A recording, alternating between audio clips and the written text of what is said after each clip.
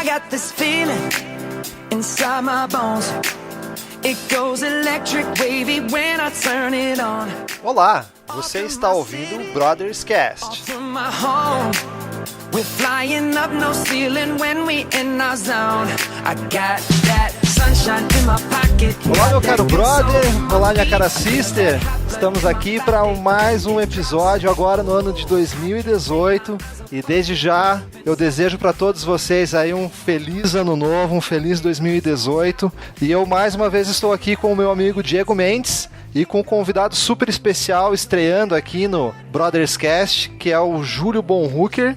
Eu vou passando a bola aqui já pro Diego e já para ele apresentar também o Júlio. Eles estão gravando juntos lá diretamente do Canadá. Diego. Salve, brothers e sisters, aqui é Diego Mendes, direto do Canadá. E hoje traremos especialmente, também aqui do Canadá, Júlio Bonhooker. Júlio, seja bem-vindo. Boa tarde, boa noite, eu não sei em que fuso horário vocês estão, brothers and sisters, mas eu estou no Canadá congelado e é um prazer conversar com vocês hoje sobre assuntos tão importantes para definir aí um bom ano de 2018. Júlio, tomando aqui a mão do nosso querido host, se apresente um pouco melhor para aqueles que não te conhecem, o que você faz, do que você se alimenta, aonde você hiberna. Bom, eu me chamo Júlio, tenho 38 anos, eu sou headhunter, trabalho já há 10 anos na parte de seleção de executivos e também com muitos trabalhos desenvolvidos na área de coaching, na área de aconselhamento profissional e na área de suporte aí a pessoas a mudanças em vida, seja transição de carreira, seja reprogramação para novas metas, seja para conquistas de novos objetivos. Me alimento basicamente de queijo e cerveja e geralmente eu hiberno em Curitiba, agora no Canadá, até que o inverno acabe. Excelente. Muito ótimo, então. E além de todas essas qualidades aí, né, que foi falado, ainda tem a possibilidade de ser narrador da NFL do ESPN. Temos um jogo! Isso mesmo. E galera, nesse episódio de hoje a gente quer trazer um pouquinho daquilo que todo mundo pensa aí em cada início de ano, cada final de ano, que é fazer aquela análise do que aconteceu no ano que passou e pensar no futuro, pensar no que vem de melhor no ano seguinte, né? Ou seja, nesse ano de 2018. E como acho que a maioria das pessoas, né, a gente faz planejamentos, a gente impõe metas que nós esperamos atingir durante o ano, e essa data de virada é uma data propícia para que a gente possa refletir, pensar e atacar principalmente esses pontos. E o Júlio, como ele já comentou aqui, né, ele está no momento certo no nosso episódio aqui, contribuindo. Com certeza vai ser mais um episódio fenomenal. Vamos lá, vamos falar disso, falar de ano novo, falar de perspectivas, falar de planejamento e aquilo que a gente pode pensar de maneira prática também em cima disso daí. Certeza, e também para aqueles que querem conhecer um pouco melhor o Júlio, no nosso outro podcast que está debaixo do Brothers Cast, que é também o Camelos, nós temos um episódio bem legal chamado O Poder da Felicidade, onde o Júlio também ele ataca essa parte da psicologia positiva e dá um show lá, trazendo esses conceitos que eles são transformadores e que também vão somar com certeza com o que a gente vai falar hoje. Ótimo, bem lembrado, episódio muito bom mesmo, recomendo vocês a ouvirem. E é bem simples, é Camelos com K e 2 L's. Exatamente, .com. Uma das minhas skills é marketing e como escolher nomes, como ser bem estrogonoficamente helps. Depois eu vou deixar também o vídeo que mostra essa capacidade incrível que alguns brasileiros têm em adjetivar coisas. Sim, é verdade. Don't let your dreams be dreams.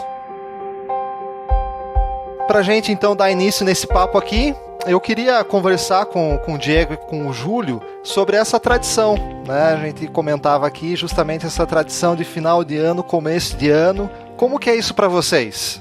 Se a gente fosse analisar até pegando, por exemplo, os últimos anos das nossas vidas, o que tem mudado a cada final de ano, a forma de pensar essa mudança, né? Essa virada, essa parte psicológica que o final de ano ele gera nas nossas vidas, né? Como que vocês enxergam isso? Como que vocês trabalham isso? Essa tradição, especificamente, ela influencia a minha psicologia. Então eu consigo, geralmente, acompanhar o que todo mundo faz e eu consigo tirar uma certa motivação em cada final do ano para me sentir como se eu estivesse restartando o ano. Eu sei que, na verdade, né, isso de uma forma prática, mais pragmática, não é muito efetiva. E é algo que a gente vai acabar conversando durante o próprio episódio. Mas para mim, pessoalmente, fim de ano é um tempo que eu procuro me aquietar e procuro buscar, repensar como foi o meu ano, repensar nas coisas que eu pretendia conquistar e se conquistei, se não conquistei, e tento me renovar para partir para as coisas que eu ainda continuo buscando pro próximo ano. Bacana, bacana. E você estava comentando disso, né? Eu estava pensando aqui também que como é interessante, você falou, né? Que isso mexe com o teu psicológico, né? Isso. É interessante, né? Se a gente for pensar, a gente está tratando uma sequência de dias. Se a gente for pensar numa parte bem prática, isso é algo que nós poderíamos fazer a qualquer momento. Mas por algum motivo com que certeza. Eu não sou especialista, talvez não tenha a forma correta de explanar, mas é algo que para nós, o final de ano, ele gera na nossa mente algo diferente, né? Algo que é o que você falou, de a gente parar, pensar um pouco, refletir, e gera também uma expectativa, um anseio, uma motivação diferente para aquilo que está iniciando, né? Então é interessante isso daí. Uma coisa bastante importante é a gente lembrar primeiro que o Ano Novo é uma construção cultural. Então, o que é o Ano Novo para o católico, talvez não seja para o chinês, talvez não seja para o islã, talvez não seja, enfim. Cada cultura comemora isso numa época diferente do ano. Exato. Mas quando você começa a perceber que independente da cultura, existe um momento de restart, isso na verdade mostra um outro aspecto da psique humana, que é essa vontade, que é essa necessidade de dar um break, avaliar o que está fazendo e recomeçar. Pela estrutura emocional que a gente tem, quando as coisas estão indo no mesmo ritmo, é muito raro, é muito difícil que alguém consiga quebrar uma curva de tendência e ir para um caminho totalmente oposto. Não que seja impossível, mas é muito difícil. Então, estes momentos, como por exemplo o do Ano Novo, é justamente essa quebra de estado, onde você consegue analisar o que você fez, se propor a fechar mentalmente esse ciclo e partir para uma nova realidade que você acredita que vai te trazer mais próximos dos seus objetivos. Essa eu acho que é o grande ponto dos planejamentos e das promessas de Ano Novo como um todo. Eu concordo com você, e isso é tão forte, né? Isso é tão impactante, falando da nossa cultura, falando de Brasil, né? Uma cultura ocidental, que a gente tem esse marco, né? De uma maneira geral, assim, tem esse marco do final do ano, e isso é tão forte, acho que isso está no nosso subconsciente, de alguma maneira, que a gente tem essa predisposição para fazer isso, coisa que a gente não consegue fazer em outros momentos do ano. Então, acho que é bem isso que você comentou mesmo, né? É o momento de fazer, a gente vê na televisão as promessas de final do ano, como você disse, né? O que a gente está falando aqui de planejamento, os objetivos, as metas, tal. É algo realmente que faz diferença. E algo que eu tenho aprendido não só com relação ao final do ano, mas até no próprio Camelos, tem um artigo lá de algum tempo atrás, alguns anos atrás, que é comentado sobre justamente essa questão de a gente não somente planejar, mas também fazer, né? E acho que isso também é algo que a gente precisa prestar atenção. Mas o planejamento, ele também é um ponto importante para a gente iniciar o ano. Como que você enxerga isso, Júlio? Você que até pela aquilo que você trouxe agora nesse começo aí já consegue perceber, e quem ouvir o podcast do Camelos sobre psicologia positiva vai entender um pouco esse perfil do Júlio que ele traz para a conversa. Como que você enxerga essa questão do planejamento especificamente, Júlio? Edu, eu acho que tem uma grande armadilha no planejamento do Ano Novo. Sem dúvida, planejar, mesmo que minimamente, ele é muito importante para você conseguir executar e você conseguir, enfim, alcançar aquilo que você quer. Mas existe um risco muito grande, justamente pela carga cultural, de ter um excesso de otimismo de ano novo. Essa é uma data, especialmente no Brasil, que as pessoas estão aí envolvidas num espírito de família, de tudo vai dar certo, de mega cena da virada. Então uma coisa que eu percebo muito e acompanho as pessoas com que eu tive oportunidade de ajudar é que às vezes falta um pouco de realismo na coisa. Não, no ano novo eu estava tão empolgado que eu prometi fazer uma coisa que no final eu acho que é humanamente impossível. Não, claro, não estou aqui discutindo a capacidade de cada um a alcançar metas realmente ambiciosas. Sim, sim. O problema é que quando é muito ambicioso, geralmente o pessoal chega num determinado momento e abandona isso para trás. E aí passa mais um ano e a gente não fez aquilo que queria fazer. Então meu único cuidado nesse sentido, eu acho que é esse, assim. O planejamento é bom, mas ele deve ter os pés no chão. Ele deve ser factível. Eu acho ótimo, eu concordo plenamente com o que o Júlio falou. E tem duas frases do Dwight Eisenhower, que foi presidente americano e um dos grandes generais da Segunda Guerra Mundial, que ele fala o seguinte: antes da batalha, o planejamento é tudo. Assim que começa o tiroteio, os planos são inúteis. Eu acho que é bem isso. A questão do planejamento, ele é fundamental, na minha ótica, naquela parte que ele te dá perspectiva daquilo que você quer, mas o teu planejamento ele não vai executar. É a execução que faz a diferença. A visão clássica diz assim: planejamento deve te emular cenários. Exato. Então, você tem que estar preparado. Se você quer emagrecer 20 quilos este ano, você tem que estar preparado para o cenário A, o cenário B, o cenário C e o cenário D. Mas como você mesmo falou, ter os cenários na sua cabeça não vai representar nada a hora que você efetivamente for fazer isso. É uma tentativa subconsciente de andar pela zona de conforto, de andar pelo conhecido. E eu acho que é aí onde muita gente falha. Esse conceito ele é interessante e a gente tem, fazendo um paralelo aqui, se for possível, a gente tem visto muito isso nessa era de empreendedorismo que nós estamos vivendo aqui no Brasil, da questão da ideia. Né? Tipo, eu tenho uma ideia fantástica, eu tenho uma ideia maravilhosa, mas quantas vezes a gente tem ouvido que uma ideia não vale nada? Né? O que vale é a execução da ideia, a aplicação da ideia. E eu acho que isso tem um pouco a ver com o que a gente está falando de planejamento, porque, ótimo, eu tenho um planejamento maravilhoso, eu tenho algo fantástico, mas se ele não for executado, ele não é nada. Então, isso que o Júlio está trazendo, esse conceito, essa frase ali que o Diego falou, a gente vê, por exemplo, até Jesus na Bíblia fala, né? Se você vai para uma guerra, você tem que sentar e ver se os teus recursos são suficientes para vencer o exército inimigo. Então, se você vai para um planejamento de emagrecimento, por exemplo, você vai para um planejamento de você entrar num negócio, você vai para um planejamento dentro da tua empresa de você atingir certos degraus da hierarquia, que você quer crescer dentro da empresa, tem que ser algo que seja factível, porque senão isso vai te levar à frustração e a frustração vai te levar ao mesmo lugar que você estava antes, né? Ou até pior muitas vezes. A gente conversa, né, com amigos e às vezes a pessoa fala: puxa, eu consegui ler um livro em um mês.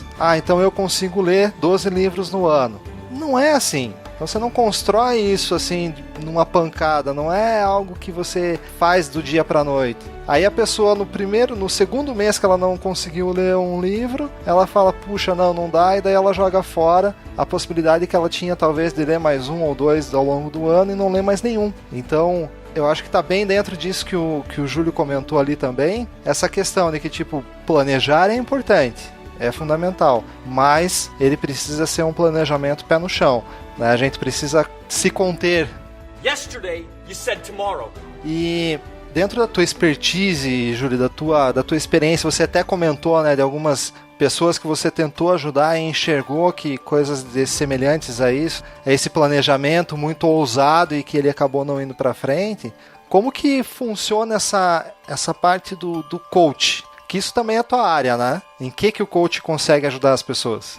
Olha, Edu, o coach consegue, eu acho que se for tentar resumir assim, a função do coach, na verdade, é tentar te instrumentalizar, é tentar te desafiar para que você cumpra aquilo que você se propõe a fazer. Mas se eu pudesse ser menos teórico e mais prático, eu acho que o que efetivamente o coach, um bom coach deve fazer e deve te questionar é se você está disposto a pagar o preço pelas coisas que você diz querer. Essa é a grande coisa. Ótimo, ótimo. Todo mundo quer perder 20 quilos, ninguém quer parar de comer pizza. Exato. Todo mundo quer comprar o carro novo, ninguém quer equilibrar melhor as finanças. Então, eu acho que o desafio do coach é conseguir fazer com que você, pessoalmente, faça essas escolhas. E uma vez feitas, que ele consiga te gerar o compromisso em você de se manter fiel às tuas próprias metas. Porque a gente tende a arranjar muita desculpa, a se sabotar, né? Não, eu não fiz tal coisa porque eu estava muito ocupado. Eu não fiz tal coisa porque o meu filho nasceu e não sei o quê. Eu não fiz tal coisa porque a pós-graduação me dominou muito. Então a gente encontra subterfúgios para não fazer o tempo todo. E um coach bem executado, ele deve, no mínimo, te mostrar que você está se escondendo e te desafiar a não fazer isso. Por isso que quando a gente encontra alguém que efetivamente tem esse drive interno, essa vontade, essa determinação, o serviço de coaching pode ser muito transformador. Bacana, bacana. E você estava falando e eu estava lembrando aqui algumas coisas também. E bem o que você falou, a gente, não sei, aí eu não sei, talvez até vocês que estão experimentando novas culturas, né, do Canadá, por exemplo, podem até talvez trazer um pouco isso para nós, mas eu acho que a nossa cultura no Brasil, e daí eu não sei se é exclusiva nossa, né, até por isso que eu fiz o comentário aí de ter essa referência de outras culturas, mas é esse costume de terceirizar a responsabilidade, né? Ao terceirizar o porquê que as coisas não deram certo. Eu ouvi uma frase um tempo atrás, bem simples, de quem que é o sonho? Eu estava conversando com a pessoa e a pessoa queria fazer executar um determinado projeto, tal, que ela estava planejando e tudo mais, e estava com dificuldades. E uma terceira pessoa falou para ela assim, inclusive essa pessoa era coach também, a que disse essa frase, né? Falou assim, mas tudo bem, você está me falando tudo isso, mas de quem que é o sonho? Quem que tem que correr atrás do sonho? Muitas vezes a gente, como você falou, a gente quer perder 20 quilos, mas não quer deixar de comer a pizza. A gente quer fazer alguma coisa, mas a gente não quer pagar o preço de tempo, às vezes, para conseguir executar aquela determinada coisa. Um exemplo aqui, né, que muitas vezes a gente vê pessoas que vão fazer o vestibular. Tem aquelas que não querem abrir mão de sair com os amigos no final de semana, que não querem abrir mão de estar na balada, tal, e tem aqueles que tipo, não, esse é o momento de eu abrir mão disso, porque eu tenho um objetivo para entregar, para cumprir, para alcançar. Essa terceirização, né, a gente jogar a responsabilidade em cima de outras coisas, ela acaba interferindo muito. E é algo que a gente precisa também pensar.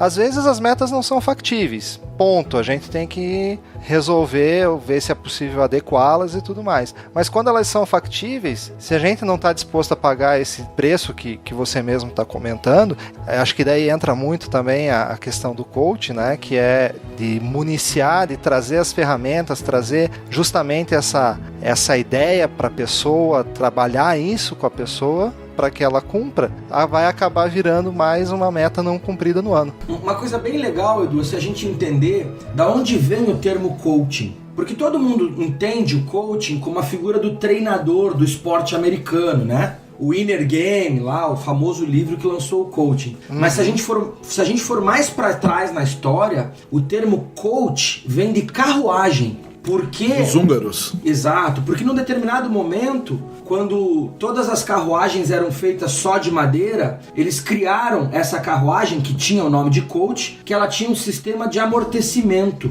como se fossem os amortecedores do nosso carro hoje. Entendi. Então, efetivamente, o coach era a maneira mais confortável de você percorrer um caminho. E essa é a figura que os processos de coaching têm que recuperar hoje. Então assim, você tem uma meta, você quer ir daqui para lá, o coaching tá ali para te levar de uma maneira menos sofrida, mais objetiva possível. Mas você falou muito bem, é você que tem que percorrer o caminho. Exato.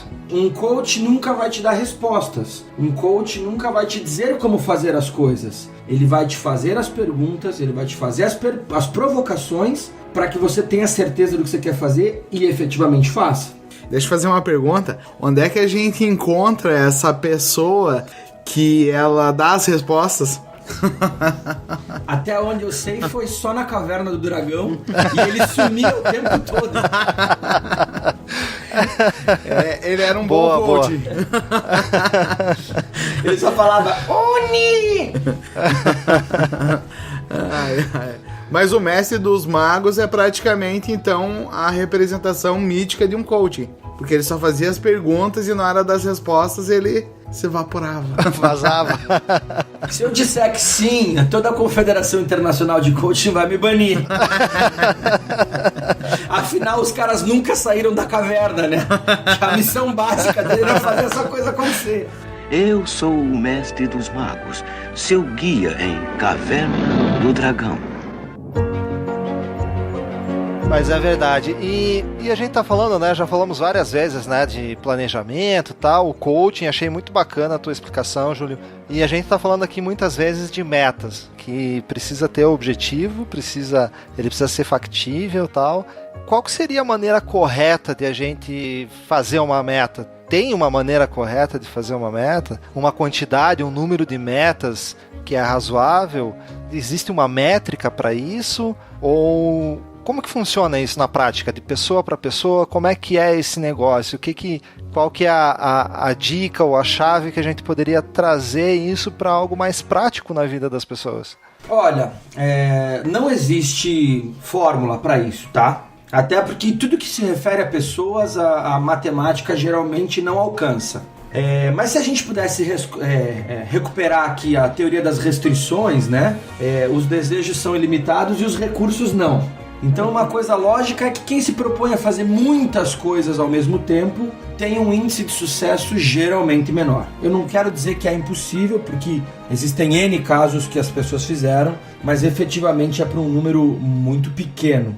Então, eu não começaria um ano com mais do que 2 ou 3 grandes metas. Exatamente, você não pode fazer como eu, que ano passado eu tentei levar 10 metas simultâneas. Como é que foi? O meu índice de sucesso foi igual fracasso. E sobre definir uma meta, Edu, a gente vai cair no básico do SMART, né? Ela tem que ser factível, ela tem que ter um responsável claro, ela tem que ter uma data de término muito clara, porque senão ela não é uma meta, ela é um sonho. Falar assim, eu quero emagrecer 20 quilos, isso não é uma meta. A não ser que você me diga que até o dia 18 de abril, aí ela começou a ser algo passível de medição, você tem como ver se ela está avançando e você tem um deadline muito claro para chegar nela. Então, acho que as principais dicas para uma meta são essas. Ela tem que ser realista, ela tem que ser passível de uma medição muito clara e ela tem que ter um deadline. Se isso não tiver claro, a probabilidade de você procrastinar é absolutamente infinita. É interessante você falar isso, não pode ser uma meta estilo Dilma, né? Que a gente não tem meta, mas quando atingir a meta vai dobrar a meta. Tem que ser algo mais delimitado, né? Mais com um prazo para acontecer, com até subprazos, né? Tudo bem, eu tenho meu deadline lá, mas eu posso fazer pontos de verificação. Sem dúvida. Né, para saber a minha evolução. Gerenciamento de projetos, né? 9 gates. Não, show de bola, show de bola. E uma coisa muito importante, assim, falando de 2018, que eu acho que a gente tem que ter na cabeça, pela situação que o país se encontra, política e econômica, com essa eleição marcada para outubro, mas com a definição dos candidatos no meio do ano, é um ano muito difícil de a gente tentar fazer metas a longo prazo. Então, por exemplo, os meus clientes corporativos, muito poucos deles estão planejando além do final desse ano ou do ano que vem, porque a gente tem um grau de incerteza tão grande no meio desse ano que a mágica do ano está sendo planejar menos e fazer mais. Just do it. Né? Just do it, como diria a Nike. Então, até para nossa vida pessoal, talvez em vez da gente pensar em muitos planos ultra detalhados que a gente não vai executar, vamos começar executando e saber onde essa execução pode nos levar. Mesmo a literatura, você já começa a ver muitos livros, como por exemplo o Execução do Rancharan, que é um best-seller, que o pessoal fala que a melhor coisa do planejamento é a execução. Sim. Então não adianta, e o brasileiro por natureza tem um problema com planejamento. A gente não é um povo analítico, a gente não é um povo bom de planejamento. E aí se a gente dedica muito tempo para o planejamento, a gente acaba não executando nada. O que eu estou pensando, e você perguntou lá atrás, o que você está fazendo para o teu ano, eu estou baseando o meu plano de 2018 em executar. Eu quero fazer as coisas, eu quero arregaçar as mangas e ver onde é que isso vai me levar. E até pegando um gancho no que o Júlio tá falando, a gente teve também uma transformação na indústria de software baseado nessa nova perspectiva de execução e menos planejamento. A gente tinha classicamente, né, a metodologia waterfall, né, que a gente chamava de planejamento em cascata, onde você tinha as fases definidas e você lidava com muito análise, muito planejamento. Na hora de execução você tinha problemas, você tinha que voltar para a parte de análise e você perdia muito tempo. Então entrou essa metodologia Scrum baseado, né, em toda a parte Lean da indústria, principalmente da Toyota, que criou isso. E acho que não só Scrum, mas todas as metodologias ágeis, né? Exatamente. Então com a metodologia ágil, você muda a tua mentalidade em planejar coisas menores, mas executar. Então você fica na espiral, você planeja rapidamente, executa e verifica se isso funcionou. E daí você continua. Mas você põe o que, né? Você trabalha com sprints, que é como a gente chama, que é algo menor, mensurável, mas que tem uma entrega. Então você muda essa mentalidade de planejamento a longo prazo e você planeja menos e entrega mais. Se você tem um objetivo, se ele é mensurável e se ele tem um deadline, você tem uma meta. Yes, you can! Just do it! Excelente, vocês estão falando aí de Scrum. Tem o camarada que desenvolveu aí o Scrum, é o Jeff Sutherland. E tem um livro dele chamado Scrum, a arte de fazer o dobro do trabalho na metade do tempo. E é um livro que eu particularmente recomendo bastante, porque não é somente para a área de tecnologia. Até ele mesmo cita diversos exemplos de, por exemplo, escolas que implementaram, outros ramos de atividade que implementaram, pessoas, né, que implementaram isso, e eu acho que tem conceitos muito legais. Algo que até para pontuar, né, o Júlio comentou ali de ter 2 ou 3 metas dentro do ano, e algo que eu acho que a gente não pode deixar de valorizar são os pequenos começos, vamos dizer assim. A gente tem uma mania de ser aquela megalomania, né, de você querer fazer tipo 1 milhão de projetos porque todos vão dar certo, tal, e daí vem uma frustração em cima da outra. É aquilo que eu comentei, você acaba deixando de fazer coisas que poderiam dar certo. Então, uma das coisas que ele comenta lá, por exemplo, é que fazer pela metade não é o mesmo que fazer. E muitas vezes a gente se depara com isso nas nossas vidas, né? De você colocou um objetivo, você foi e tal, e chegou em determinado momento, pá, né? Você pega e fala, puxa, perdi aqui. Né? Puxa, eu queria ler um livro por mês, você leu metade do livro, daí você fala, puxa, não consegui ler um livro por mês, você chuta o pau da barraca e não termina nem de ler aquele que você tinha começado e não dá andamento nos teus objetivos, né? Citando um exemplo, né? Eu acho que a gente precisa valorizar isso mesmo. É a execução, é fazer. Eu acho que na medida em que a gente seta uma quantidade menor de projetos, mas que a gente tem sucesso nesses projetos, eles nos alimentam a buscar novos projetos. Sim, e só uma nota, um dos criadores do Scrum, né, é o Ken Schwaber, ele é da parte de desenvolvimento de software. Então, o que fica é o fazer. O que fica é o fazer. Nem que seja um projeto, faça esse projeto. O que eu recomendaria é, se você tem uma predisposição a fazer muitas coisas, né, e às vezes não terminar, é você focar em poucas coisas e pagar o preço de terminar, que às vezes esse dar um passo a mais para você terminar algo é uma barreira psicológica tão grande que para você vai começar a destravar algo que vai te trazer também resultados positivos. A minha sugestão de livro para falar sobre isso é justamente o Execução, do Han Charan e do Larry Bossidy. É um livro que vendeu 1,5 milhão de exemplares já. É tido como o grande best-seller do assunto para o mundo dos negócios. E o subtítulo do livro é Execução, Disciplina para alcançar resultados. Né? Quando a gente fala de pagar o preço, quando a gente fala de se comprometer a fazer o que nós dissemos que vamos fazer, eu acho que essa é a grande coisa, disciplina. E é onde geralmente o brasileiro falha.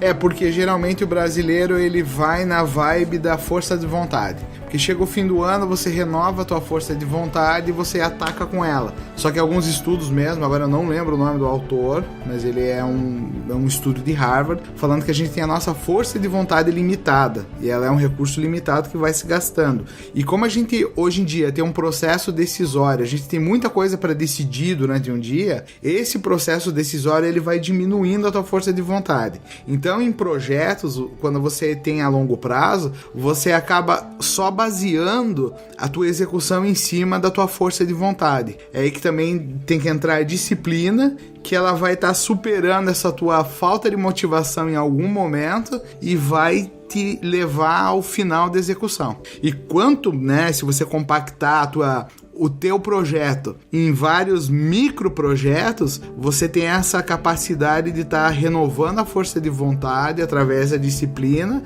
e às vezes o interessante é que você pode talvez não terminar a tua meta no prazo que você estipulou, mas é importante ter o prazo, mas você vai conseguir terminar ela talvez com um prazo um pouco mais estendido, mas a disciplina vai te fazer você conquistar e conseguir alcançar o que você tinha definido.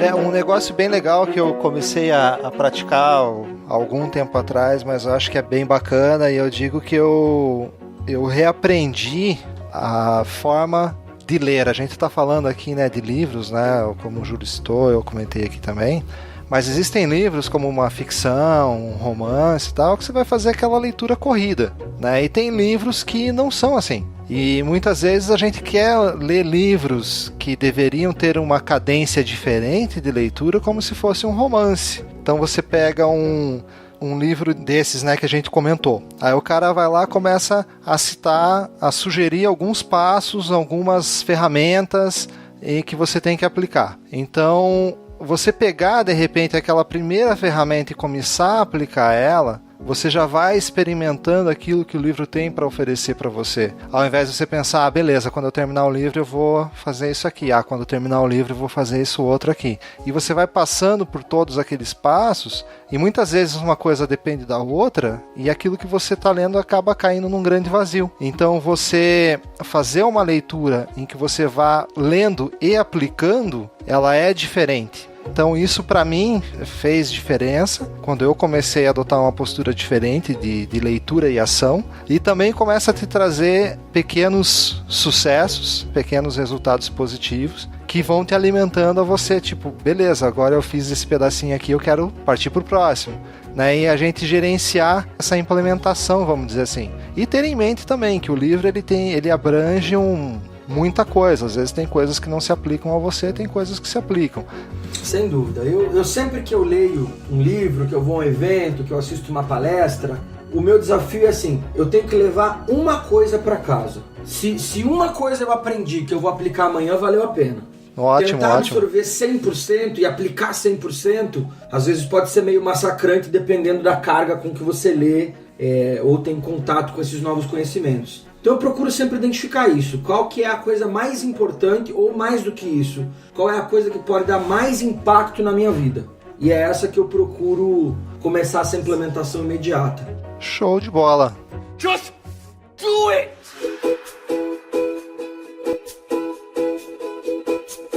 Hello, bola! Tivemos um jogo! Sim, tivemos um jogo! E a gente vai partindo aqui para o encerramento do nosso podcast. A gente quis trazer mesmo esse papo aí, né, essa conversa. E como o Júlio falou, né, o que a gente vai trazer para casa, o que a gente vai levar do que foi ouvido aqui ou daquilo que você já tem procurado e corrido atrás aí em termos de literatura, internet, palestras, coisas que você tem feito. O que você está trazendo de tudo isso para a parte prática que vai fazer diferença para você? Então esse foi o nosso bate-papo de hoje. Eu vou passando a bola aqui já para o nosso encerramento aqui, jogando aqui a bola para o Júlio primeiro, para deixar a frase dele. E já, Júlio, agradeço demais aí a tua participação no podcast. Fantástico. Eu acho excelente aquilo que você traz de conteúdo, aquilo que você traz de conceitos mesmo, de práticas, de reflexões, né? Então já elogiei, já falei do episódio do Camelos lá, que eu recomendo mesmo. Te agradeço muito pelo teu tempo, pela tua disposição em estar conosco aqui hoje, tá aí conosco gravando, né? Já no comecinho do ano, a gente tá hoje no dia 3, com essa disposição aí em estar com a gente aqui. Ó, já estamos executando as metas do ano do Brothers Cast. Exatamente. Edu, eu que agradeço, é um prazer ter essa possibilidade de levar uma mensagem positiva e de repente ajudar um ouvinte, né, um brother ou uma sister que está aí escutando com a gente. Conta comigo pro Broadcast 2018, vai ser um prazer estar com vocês. E para arrematar, eu diria o seguinte: quer ter um bom ano de 2018? Planeja menos, executa mais e esteja disposto a pagar o preço do teu sonho. Faz essas duas coisas e a gente conversa em dezembro no encerramento para saber se deu tudo certo. Olha aí, ó. Diego. Show de bola. O que eu aprendi nesse episódio é o seguinte: escolhe uma meta só para executar nesse ano. Foca na tua principal meta. Cumpriu ela, parte para outra. Não divide o teu foco. Ataca uma vez. Ataca com foco. Abraço, brothers e sisters. Agradeço também a presença do Júlio aqui. Vamos contar com ele pro ano inteiro. E abraço no coração. O que eu deixo aqui não muda muito, né, do que o Diego e o Júlio já falaram, mas coloca na tua cabeça de quem que é o sonho. Né? O sonho não é dos teus pais, o sonho não é de um tio, não é do teu chefe, não é do teu colega de trabalho, não é do teu colega de faculdade. Se o sonho é teu, corre atrás, vai pra cima. E fazer pela metade não é o mesmo que fazer. Vão pra cima, 2018 tá só no começo, tem muitos desafios, mas também vão ter muitas realizações e como o Júlio falou, em dezembro certamente estaremos aqui e vamos conversar, levantar de novo essa questão, talvez não num episódio, mas que cada um possa também, se não for possível a gente fazer um episódio sobre isso, né? Mas que cada ouvinte possa, dezembro, chegar e tá olhando o seu ano que passou de uma maneira diferente, com mais realizações. Nem sempre talvez a gente consiga atingir todas as metas, mas como o Diego falou, o Júlio falou, é foco, é ir pra cima e fazer acontecer. E antes de a gente encerrar, eu só quero pedir pro Diego falar pra nós aí aonde que o nosso brother, a nossa sister consegue nos encontrar, né? Como que ele nos acha nas interwebs da vida aí. Excelente. Nós temos o nosso site www.brotherscast.com.br. Lá você tem acesso ao nosso próprio player, você pode ouvir o episódio direto do site. Você também pode encontrar a gente no iTunes, na Play Store, só procurar pelo termo Brothers Cast e você vai conseguir lá, você assina o nosso canal e você vai receber todas as informações num pop-up, você vai estar recebendo as atualizações e os novos episódios assim que eles saírem. E também eu quero convidar você, querido ouvinte, que você tenha gostado desse episódio, você acha que foi um episódio que pode ajudar o seu amiguinho, a sua amiguinha, por favor compartilhe, mostre para ele como acessar o Brothers Cast, que ele pode se tornar mais um brother e mais uma sister. Galera, muito obrigado. Brothers and Sisters, um abraço no coração de verdade. Um excelente 2018. Que Deus nos abençoe a todos em todas as nossas metas, aquilo que a gente pretende fazer. Que a gente possa estar tomando decisões corretas na nossa vida, fazendo as boas coisas da vida, priorizando as coisas certas e tendo um resultado ao final do ano e ao longo do ano, né, nesse micro gerenciamento aí, nos pequenos pontos de verificação, que a gente possa ter muitas alegrias aí. Mais uma vez, obrigado, Júlio. Um abraço, Brothers and Sisters. Um abraço no coração. Até o próximo episódio. Tchau, tchau. Just do it. Don't let your dreams be dreams. Yesterday, you said tomorrow. So just do it! Make your dreams come true! Just do it! Some people dream of success while you're gonna wake up and work hard at it. Nothing is impossible. You should get to the point where anyone else would quit, and you're not gonna stop there. No, what are you waiting for? Do it! Just do it! Yes, you can! Just do it!